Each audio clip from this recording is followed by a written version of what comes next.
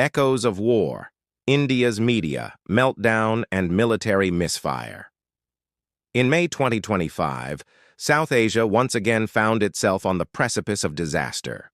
What began as border skirmishes and unverified intelligence reports quickly spiraled into a full-blown military conflict between two nuclear-armed neighbors, India and Pakistan. But this war was not just fought on the front lines. It unfolded in studios, on social media, and across the airwaves. At the heart of the chaos lay not only tactical missteps and military embarrassments, but also a complete collapse of journalistic integrity within India's media apparatus. The war began with an unprovoked strike by India, supposedly in response to what they termed credible threats emanating from Pakistani territory. As Indian jets roared across the line of control, the action was touted by Indian television networks as a decisive blow to terrorist hideouts. However, facts soon betrayed fiction. Within hours, the truth began to emerge. Pakistani airspace had been violated, but the intended targets remained untouched. India's ambitious airstrike had failed. The Pakistani response was swift and clinical. Within 24 hours, Pakistan launched Operation Swift Retort 2.0. Spearheading the counterattack was the JF-17 Thunder, a modern multi-role fighter jet developed jointly by Pakistan and China. These jets, equipped with precision-guided munitions and sophisticated targeting systems, proved decisive. 3 Indian Rafale jets and 2 additional aircraft, initially believed to be Su-30 MKIs, were intercepted and shot down during a tense aerial engagement. The footage released by the Pakistan Air Force showed clear radar tracking, cockpit recordings, and the wreckage of Indian aircraft strewn across disputed territory. In a stunning escalation, Pakistan's JF-17s then turned their focus toward ground-based assets. One of the most notable successes was the destruction of a forward-deployed Israeli-made Heron TP drone that had entered Pakistani airspace. The drone, believed to be on a surveillance and strike mission, was obliterated by a precision air-to-air missile.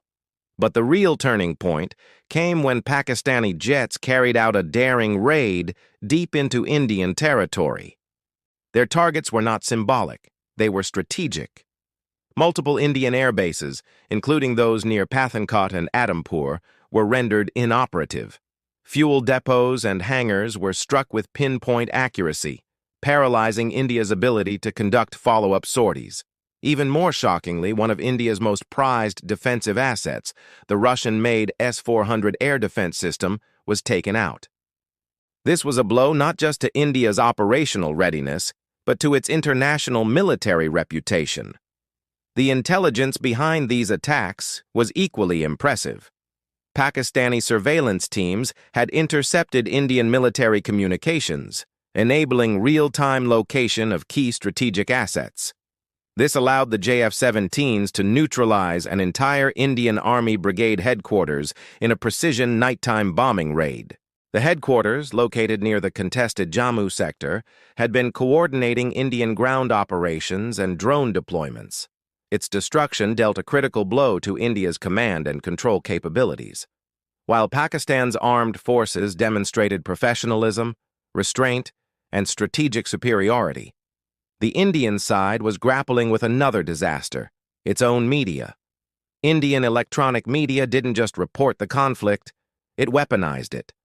News anchors paraded nationalism over truth, with popular channels broadcasting doctored footage of video game simulations as real combat visuals.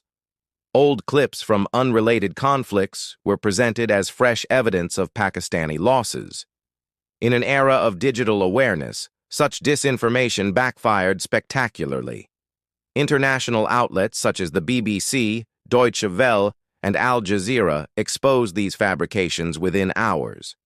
A particularly damning exposé by the Columbia Journalism Review termed Indian TV studios as war rooms of hysteria. Even Indian citizens, long skeptical of their media's credibility, took to social media with hashtags like fake news war and media meltdown, trending globally. India's government found itself on the defensive.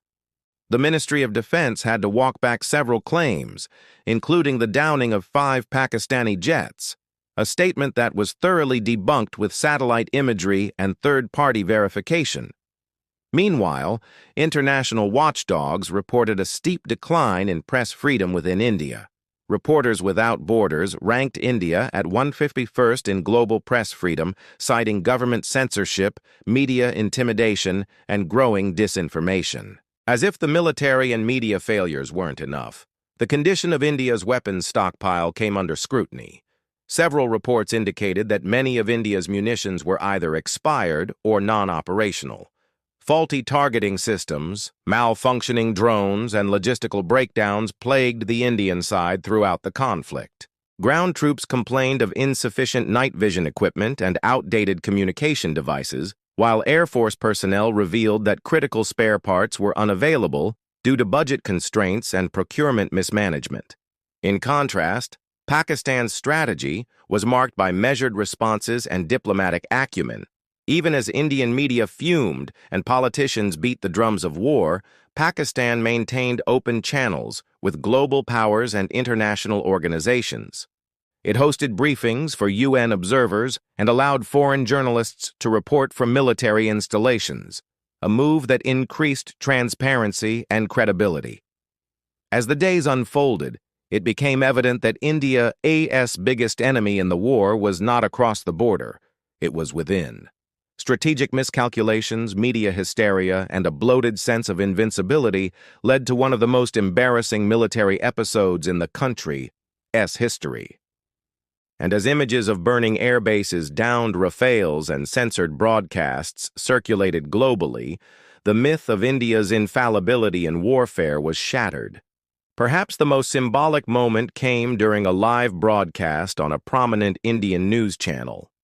As the anchor jubilantly claimed that India had bombed Pakistani terrorist camps, the feed was interrupted by breaking news, confirmation that Indian aircraft had been shot down and their pilots captured. The silence that followed was louder than any siren.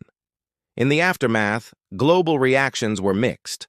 While countries like China and Turkey lauded Pakistan's restraint and professionalism, Western allies urged both sides to de-escalate. But behind closed doors, many military analysts acknowledged a harsh truth. India's conventional military superiority is a myth unless backed by strategy, discipline, and truthful media. The war of May 2025 may have lasted days, but its echoes will linger for decades.